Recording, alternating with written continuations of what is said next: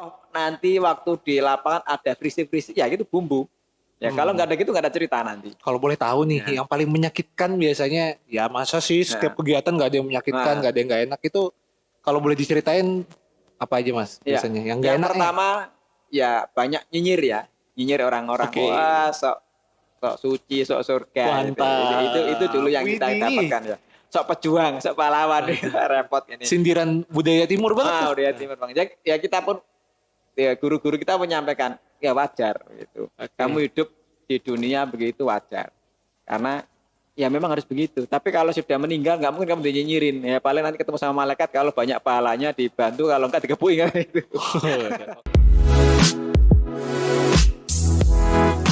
Halo para sematan semua, selamat datang kembali di podcast Bali Bebas Bicara. Siapa aja bisa bicara. Mantap sekali. Itu opening kita mas. Mohon maaf mas. Saya terkenyut. Nah itu kata-kata yang bagus sekali untuk menghilangkan kekakuan dari pembicaraan kita hari ini. Jadi kembali lagi saya ucapkan selamat datang Mas Arif di podcast kami di Era Madani, namanya podcast Bali Bebas Bicara. Sebagaimana yang mungkin Mas Arif sudah tonton atau belum nonton ya di YouTube kita. Jarang. Waduh, sering ke lapangan gitu, jadi jarang nonton di. Bener. Itu luar biasa.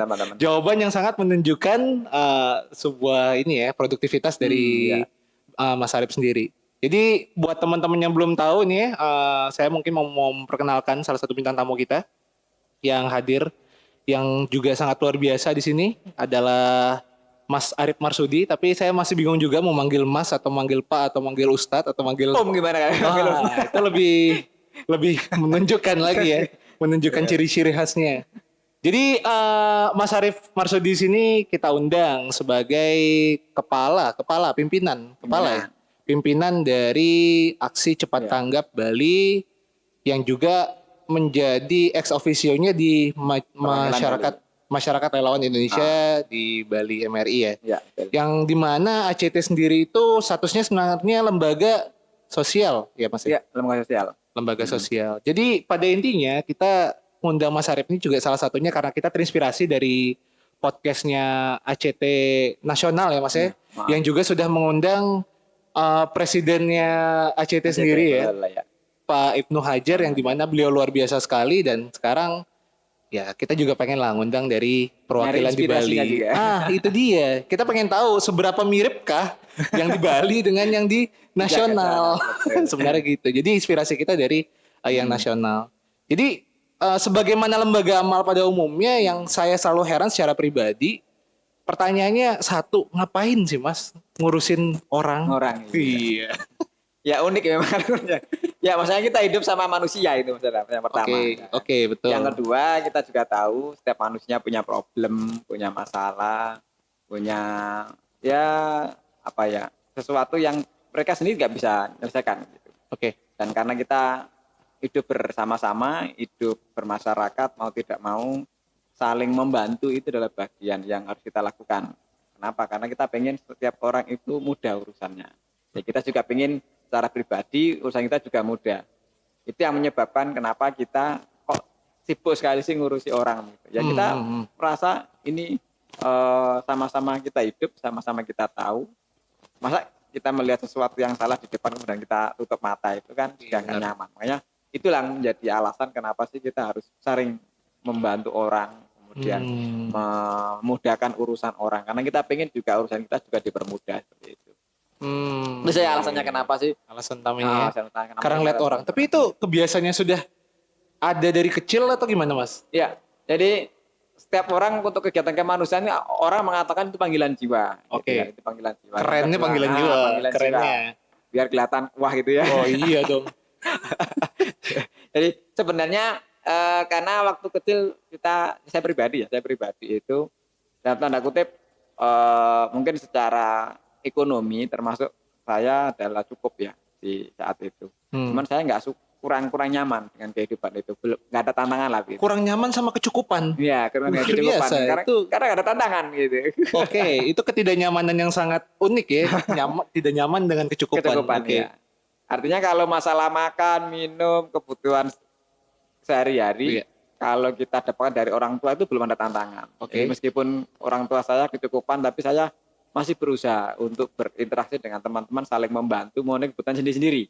Gitu. Kebetulan waktu masih kecil, teman-teman saya dalam tanda kutip orang desa. Orang desa itu biasa kalau mau butuh apa-apa harus usaha dulu. Oke. Misalnya kalau mau makan nasi aja, mereka harus numbuk dulu kan. Belum ada penggilingan zaman dulu. Jadi masih numbuk dulu, jadi beras baru kita makan. Atau mungkin nggak ada beras, kita harus usaha dulu apa kerja kerasnya. Ketela. Ketela yang kita cabut, ya kemudian Masih kita masak. pertanian gitu. banget Nah, lah ya. itu yang artinya ada tantangan lah itu. Hidup itu enak kalau bisa ada tantangan. Tapi kalau semuanya serba tercukupi itu nggak seru hidup itu. Nggak ada tantangannya. Menantang hidup sekali. Emang di mana Mas kampungnya? Kok bisa masih seperti itu nih? Kebetulan Aslinya. yang ini jadi unik ya karena saya tinggal dalam tanda kutip sebuah daerah yang terkenal. Oke. Terkenal karena kalau di Bali terkenal dengan bom Bali itu. Saya asli dari Lamongan gitu ya. Di Oh Lamongan. iya, identik ya Identik Lamongan. Lamongan gitu. Tapi saya jauh dari tempatnya yang pelaku-pelaku itu ya. Oke. Kurang lebih ada sekitar 20 kiloan dari tempat tinggal saya, cukup jauh. Tempat belajarnya beda ya berarti ya? Tempat belajar jauh sekali. Jauh sekali. Saya dari SD ya, saya masuk di SD. SD di kampung gitu ya. Kemudian kalau hujan itu libur karena becek, kemudian bertanah liat ya. Jadi saya dari Lamongan. Jadi besar dan lahirkan di kampung, dari pedesaan begitu. Kemudian orang tua saya ketika saya usia 2-3 tahun itu sudah merantau, tapi saya nggak ikut. Saya masih dititipkan sama keluarga-keluarga yang ada di desa. Jadi sampai usia saya 7 tahun. Jadi sampai kelas 1 SD itu saya di kampung. Jadi interaksi dengan teman-teman kampung, dengan orang-orang nggak mampu itu lebih saya sukai. Gitu. Ada tantangan. Tapi secara teknis di kampung waktu itu sudah berkecukupan ya berarti ya? Pada masa itu. Lalu dengan melihat kondisi realitas sosial di kampung pada masa itu yang membuat Mas Arif tergerak untuk mencoba membantu masyarakat di sekitar Mas Arif. Oke. Terus pertanyaan selanjutnya yang bingungkan juga, ngapain kalau sudah di kampung sudah seperti itu, sudah ada gini, di kampung sudah nyaman. Lalu memilih untuk membantu masyarakat di sana juga sudah ada. Terus ngapain ke Bali, Mas? Itu dia. Ini tuntutan jiwa, tuntutan jiwa. Ini kebetulan orang tua saya dari jalur bapak itu kan dari Banyuwangi. Oke. Ya, kemudian ya mohon maaf dari Ningrat. Oh, jadi jalur bapak saya itu dari Ningrat. Kurang berkecukupan apa lagi itu? Orang Belambangan lah gitu ya. Jadi keturunan Belambangan dan usut punya usut ternyata masih ada darah Bali begitu. Oke. Ya masih ada darah Bali, tapi nggak boleh sebutkan. Masa ternyata. Nanti seru nanti. Gitu. Iya. Nanti kita malah nanti viral. Masih ada keturunan dari Bali. Oke. Kemudian orang tua sering nyampaikan waktu kita masih kecil itu kalau bisa ada salah satu keluarga kita yang balik ke timur. Saya bingung balik ke timur ini kemana begitu. Timur. Saya nanya bapak, maksudnya apa Pak? Ke Banyuwangi enggak, pokoknya harus ke timur gitu. Ya akhirnya ya qadarullah atau mungkin sudah takdir garis dari Tuhan itu saya ambil kuliah di sini waktu itu. Oke. Kuliah di sini, berinteraksi dengan teman-teman Di Udayana ya Mas? Di Udayana ya, di Udayana tahun 96 saya ke sini. Kemudian di situ mulai saya kok enak di Bali begitu. Padahal secara kultur berbeda sekali. Kemungkinan itu yang menyebabkan saya nyaman dengan Bali. Kemudian kita belajar sosiologinya, ternyata juga cocok. Kemudian ada pesan-pesan dari para senior dulu, jangan pulang. Ya, setelah lulus jangan pulang. Saya bilang, kenapa jangan pulang? Nanti yang ngajari ngaji siapa gitu. Itu dulu. Jadi banyak teman-teman ya Muslim yang belum bisa baca Quran saat itu ya, para guru-guru kita itu yang seperti jangan pulang, nambah itu. Ya udah akhirnya kita milih di sini. Motivasinya dulu awalnya belajar malah ngajar ngaji ya, di sini ya. Itu sambil kuliah Mas? Sambil kuliah. Wih, ini insight yang jarang ya. Maksudnya ya dulu masih sepi, sekarang udah banyak guru ngaji sekarang. Iya, kalau dulu sedikit yang mau jadi guru ngaji ya di tempat wisata seperti ini. Apalagi lagi Bali saat itu lagi jaya-jayanya. Lagi jaya-jayanya ya. Tapi kalau tahun 96 itu kan mendekati sama masa bom Bali yang dimana itu yang saya dengar ya mau memberikan dampak yang cukup besar. Ya 5 tahun kan, 5 tahun. Masyarakat. Jadi prosesnya cukup panjang kalau kita lihat sejarahnya, sejarah saya bukan sejarah Indonesia. Iya. Ya karena 96 saya masuk sini, 98 lagi rame-ramenya reformasi begitu kan. Benar. Kemudian tahu sendiri kalau ada reformasi seperti apa, kondisi Ikut politik dong. ya ekonomi pasti kan efek kan gitu. mahasiswa Ya zaman kalau itu off the record. Oke. Tapi secara ekonomi Oke. masyarakat berpengaruh lah begitu Iya, ya. siap. Karena saat itu krisis 98. Kemudian di era krisis itu Bali juga kena. Pasti mau nggak mau kena. Perubahan ekonomi juga luar biasa. Kemudian di tahun itu masih masa transisi ya, masih masa transisi untuk menata bangsa ini. Kemudian banyak Reformasi ujian-ujian awal. itu ya. Iya. Ada bom Bali, kemudian sebelumnya ada bom apa dulu? Oh, 911. Oh iya, Ya, itu peristiwa ya, peristiwa itu dulu yang memicu ya, karena yang itu memicu. politik internasional ya, kita nggak. Selisihnya dekat lagi kan, 2001 2002. Bom Bali sama Tapi White terlepas dari itu semua, intinya kita sebagai bangsa yang besar ini seharusnya ya memang harus bersatu lah. Untuk menyelesaikan semua problem bangsa kita itu harus bersatu.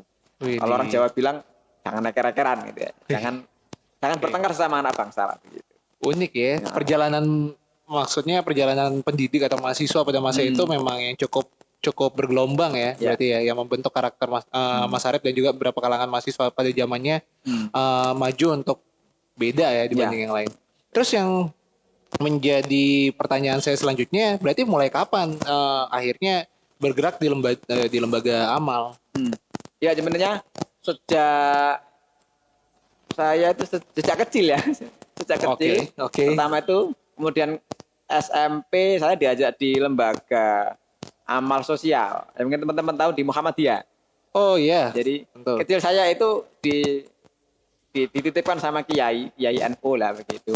Ini basic saya keagamaannya sebenarnya dari Nahdlatul Ulama paling banyak. Kiai NU yang membimbing saya, mengarahkan saya, mengajari saya tentang agama. Kemudian setelah besar, kebetulannya bapak saya itu jalurnya para pengurus NU, Kiai NU. Betul. Kemudian jalur ibu saya adalah dari jalur Muhammadiyah. Waduh, itu sebuah persatuan yang sangat unik bagi teman-teman mungkin yang tidak mengerti, tapi bagi teman-teman yang paham ini sangat perpaduannya unik sekali ya, antara keluarga ayah dari Kiai NU semua, sementara keluarga ibunda dari Kiai Muhammadiyah. Sama-sama kiai lagi ya kan? Sama-sama kiai. Sama-sama peneka.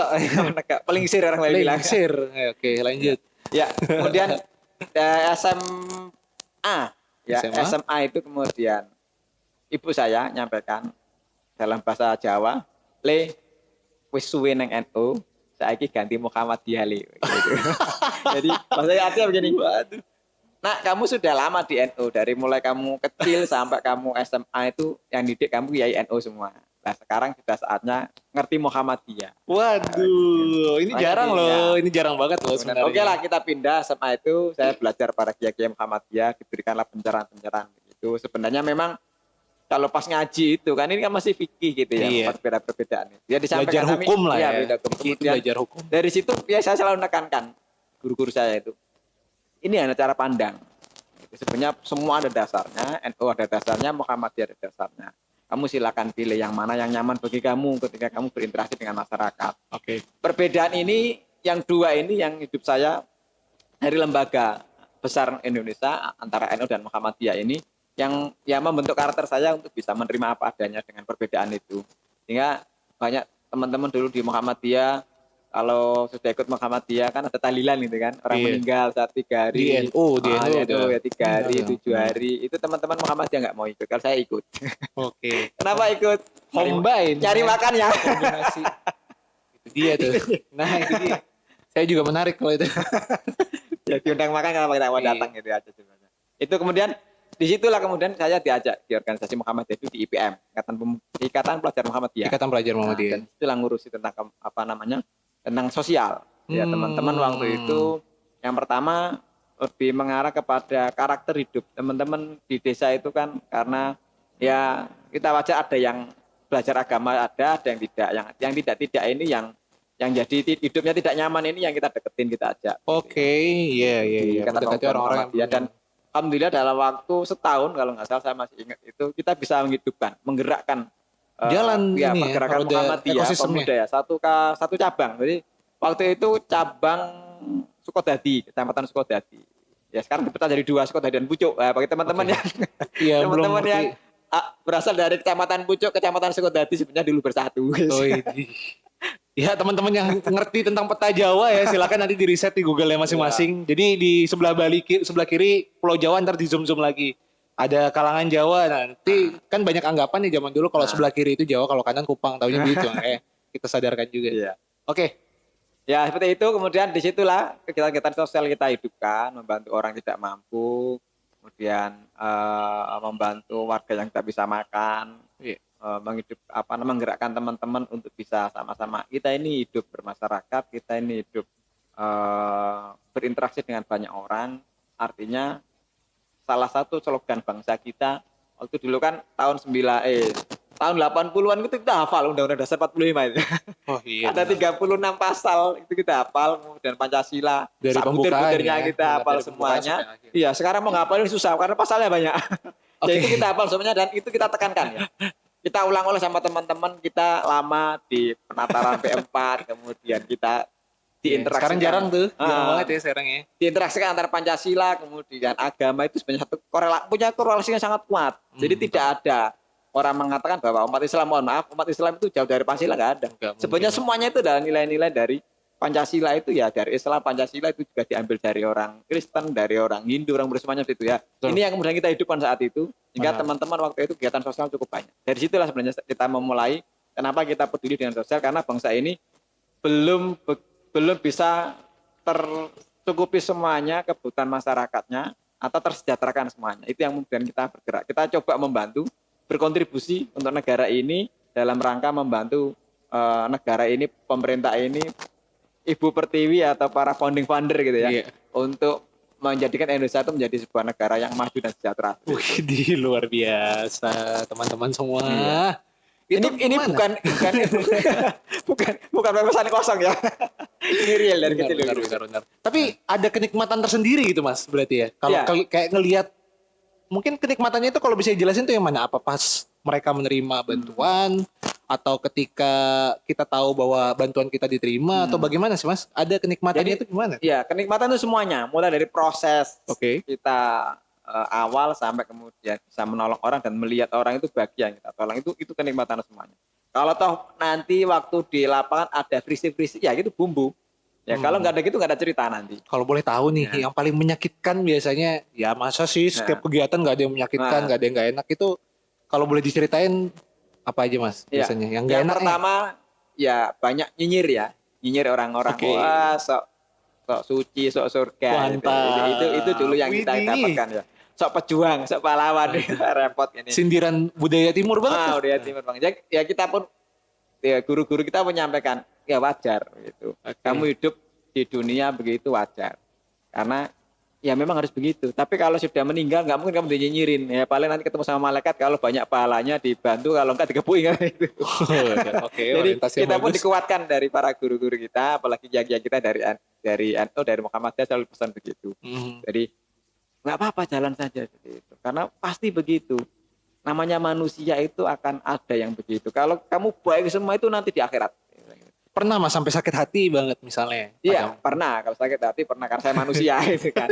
Tapi pesan-pesan guru itu yang kemudian membuat lewat lah. Gitu. Lewat, dikacangi lewat, dicuekin lewat, diboikot ya biasa sudah.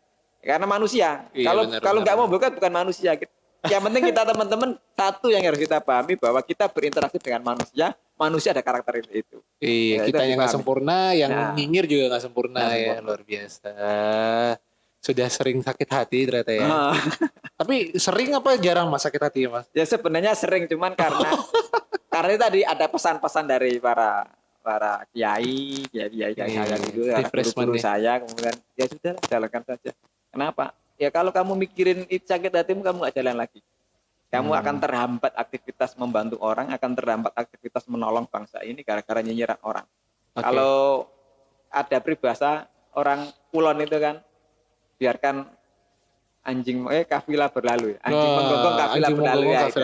Itu sangat kuat yang saya pahami. Luar biasa itu maknanya ya. Teman-teman sastra ya, nanti coba diinikan ya, lagi dijabarkan lagi lah makna itu. Lalu Mas, kita lanjutkan dengan cerita tadi ketika di Bali, memilih kuliah di sini. Itu juga sama, bersinggungan dengan lembaga sosial atau apa aktivitas pada saat itu yang mendorong Mas Arif untuk ya stay ya di Bali? Ya. Jadi ada semangat untuk bisa, katakan dalam kutip, membantu orang untuk bisa mengenal dirinya. Ya, itu banyak. Namanya Bali, waktu pertama kali ke sini udah kebayang kan tempat pariwisata seperti apa. Apalagi Betul. saya nggak pernah ke Bali waktu itu. Cerita-cerita menyampaikan pokoknya turis begini itu aja. Artinya kita tidak ingin bangsa ini terinfiltrasi oleh budaya barat itu aja sih sebenarnya. Oke. Ya, itu yang Oke. kita pahami. Budaya asing Ya, dalam tanda budaya kutip dalam, ya pada waktu itu. Tapi kalau budaya berpikir, budaya itu kita senang, bahkan kita dorong. Waktu itu teman-teman mahasiswa, teman-teman kampus, ayo kita budaya-budaya barat seperti membaca, rajin ke perpustakaan. Dulu nggak ada internet, jadi perpustakaan. Iya. Berarti secara teknis juga kita bukan menghindari budaya yang masuk, cuman kita memilah dan memilih ya, memilah-milih budaya yang masuk dan yang mana yang baik untuk perkembangan bangsa seperti itu mungkin ya. Ya apa aktivitas yang Mas Arif lakukan pada saat kuliah itu yang mungkin berhubungan dengan hal seperti itu, Mas? Ya, kebetulan kan saya dari Jawa, minimal kita pengen teman-teman Jawa atau teman-teman yang non Bali itu mengenal karakter atau sosiologi orang Bali. Oh, oke, iya gitu. benar. Kita nggak boleh menjustifikasi karena kan biasanya kan beda kan, shock culture-nya kuat. Pertama kali kok begini, kok beda dengan Jawa ya, saya bilang ya jelas beda bro, lu tinggal di Jawa itu semua aktivitasnya adalah budaya-budaya yang dalam tanda kutip pasti kuat keagamaannya. Iya, Agamanya kan dan turkit Islam kan. Iya. Tapi kalau di Bali kamu nggak bisa nuntut seperti itu. Ini orang Bali ya punya hak, punya keinginan untuk mengekspresikan keagamaannya. Sehingga di situ kita coba mendialogkan gitu. Kita kira mana yang bisa kita kerjasamakan, mana yang mungkin dalam hal ibadah sementara jangan. Nah, yang ini yang kita bangun. Jadi kita pengen membangun itu dengan teman-teman semua, jangan sampai hubungan kita. Dari waktu itu kan pada waktu itu Pancasila kuat sekali ya. Oke. Dari SMP, SMA sampai kuliah. Nelen ludahnya Pancasila. Sampai pernah jadi juara diskusi P4 ya. Mas Arif dulu? Iya, tahun 97 saya masih ingat. Waduh. Diskusi P4 tentang Pancasila. Di sekolah waktu itu? Di Udayana. Di Udayana? Di Bali. Ya. Waduh, masih ada sertifikat itu Mas? Waduh. Masih ada itu piagamnya. Buat teman-teman angkatan berapa itu? Angkatan 96 ya. 96. Buat teman-teman angkatan 96 ke atas yang masih ingat mungkin dulu Mas Arif pernah pidato berarti ya. Ada 3 teman saya. Masih ada kok. Ada Edi Setiawan sekarang di Bangka Belitung. Sama Wiin sekarang pulang kampung. Waduh, salam ya kepada teman-teman dan juga penonton pada masa itu kalau masalah ingat ya ini Mas Arif yang juga dulu pernah pidato buat memenangkan lomba Pancasila pada masa itu. Diskusi P4 waktu itu. Bukan debat, tapi diskusi. Diskusi P4. Kemudian disitulah kita mencoba membangun komunikasi. Dan alhamdulillah kita dengan teman-teman Bali juga bagus. Dan waktu itu kita juga aktif di Senat, fakultas, lembaga eksekutif, di kampus waktu itu ya bagus. Dan di masyarakat juga kita berinteraksi, membantu kalau memang ada orang yang nggak mampu atau anak-anak mahasiswa yang nggak bisa kuliah, nggak bisa makan, yang kita tampung lah. Kita sama teman-teman, ayo ngumpulin apa yang kita punya, kita masak rame-rame, kita makan bareng-bareng. Wih, luar biasa. Ini buat teman-teman perantau, para mahasiswa-mahasiswa, apalagi yang baru di Bali, cuman sekarang angkatan mungkin yang sekarang juga sedang banyak cobaannya karena ada corona dan lain-lain hal. Cuman itu dari Mas Arif ini penting sekali yang saya mau tekankan juga terkait dengan ketika kita merantau, pelajarilah daerah tersebut seakan-akan kita emang ingin bergabung di sana sehingga kita menjadi orang yang mudah menerima terhadap apapun yang terjadi di daerah tersebut. Itu luar biasa sekali. Yang penting jangan dibandingkan, beda. Itu dia. Dibandingkan. Mungkin yang salah kebanyakan di orang sekarang tuh terlalu membanding-bandingkan sehingga ada timbul ini ya desakan-gesekan. Nah, itu yang tidak kita harapkan. Makanya kalau sekarang momentumnya, kalau dulu gesekannya paling kelahi gitu ya. Iya. Kalau sekarang rame di media sosial, ini lebih bahaya ini. Oh, lebih bahaya. Bisa follower bisa nambah seketika atau berkurang seketika kalau sekarang. Viralitas soalnya. Oke, terus setelah kuliah akhirnya memilih di Bali ya kan? Sempat pulang dulu. Oh, sempat pulang. Saya sempat pulang, saya pengen waktu itu setelah selesai ujian saya pulang, saya pengen jadi dosen di universitas swasta yang ada di kampung saya gitu. Karena saya pikir ya tempat untuk menyemai pemikiran, tempat untuk menggerakkan masyarakat itu ada di kampus seperti itu. Oke. Tapi sebelumnya saya ngelamar kemana-mana waktu itu, kemudian ngelamar dosen juga nggak terima dan nggak berapa lama ingat ditelepon sama guru saya yang ada di Bali, balik sini. Nanti yang ngajar ngaji nggak ada gitu. Iya dong gitu. Tapi masih belum kepikir ya Pak nanti lah. Saya belum wisuda ya itu. Jadi tapi udah ngelamar-lamar. Sebelum wisuda udah ngelamar. Terus tiba-tiba ada sebuah perusahaan nasional itu kemudian manggil saya untuk bekerja di sana, dan alhamdulillah saya bekerja di sana kurang lebih hampir 16 tahun. Kemudian meskipun di Jawa dong. enggak di Bali. Jadi Oh, di Bali. Di Bali yang terima, kemudian saya langsung ke Bali nih. Oh, lamarannya itu dikirim di Jawa dan di Bali, dan salah satu Bali. perusahaan yang memanggil malah di Bali. Yang di Bali memanggil. Oke. Dan kita ditanya sama teman-teman, kamu dapat, kalau dulu kan ada, kalau sekarang ada WA, ada itu kan gampang kan. Iya, oke. Dulu itu nggak ada telepon, nggak ada internet zaman dulu. Dan saya pun waktu itu saya lagi di rumah, kemudian ada telepon, itu punya tetangga. Pinjam tetangga. Tetangga itu nyampaikan, ada telepon dari Bali. Loh, telepon apa gitu. Dan saya angkat, disuruh pulang. Balik ke Bali. Ada gini-gini, ya udah saya pulang.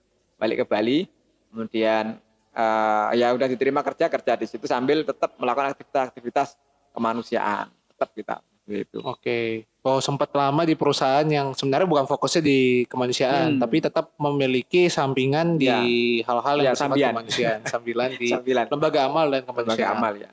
Lalu mulai fokus di lembaga amal, berarti mulai kapan baru, Mas? Berarti? Ya kalau fokusnya itu sebenarnya kan resign dah. 2016 akhir itu saya resign dari perusahaan terkenal ini. Kemudian ya saya pengen jadi wirausaha lah begitu. Ya, saya coba, alhamdulillah berjalan, bisa mencukupi kebutuhan keluarga. Kemudian ada yang nawari, ini ada lembaga, pengen buka di Bali, nggak ada orang yang mau. Gitu. Saya minta, udah terima aja, teman-teman aja dulu dah, jangan saya udah terlalu banyak organisasi ya. Gitu. Oh iya, benar. Karena nggak ada formalitas ya. Iya. Gitu. Oh iya formalitas, oke saya terima kalau formalitas. Dan ternyata tidak formalitas. Malah kecemplung. Kecemplung gitu. Karena ternyata lembaga ini baru saya diberikan SK waktu itu Gunung Agung. Oke. Nah, Gunung Agung itu erupsi, ya itulah awal-awal keseriusan dalam lembaga kemanusiaan dalam tanda kutip all semua problem kemanusiaan ya. Kalau dulu kan problem kemanusiaan tapi yang skupnya kecil. Nah ini ternyata lebih luas lagi. Begitu. Dan interaksinya tidak hanya level kecil tapi harus besar. Ya sudah. Kalau memang ini pilihan hidup, saya di dalam tanda kutip garis hidup saya harus menguatkan di Bali, ya sudah nggak apa-apa. Kita pilih seperti itu. Ya tahun 2017. 2017 ya. Oke. 2017 baru nyemplung ya. Jadi dari sekian banyak cerita tadi basic ground-nya, baru sekarang kita mulai membahas utamanya terkait dengan lembaga yang sekarang Mas Arif ini sedang naungi, yang dimana Mas Arif kecemplung di dalamnya, yaitu Aksi Cepat Tanggap. Ya, Jadi itu awalnya dulu udah ACT tuh waktu Gunung Agung.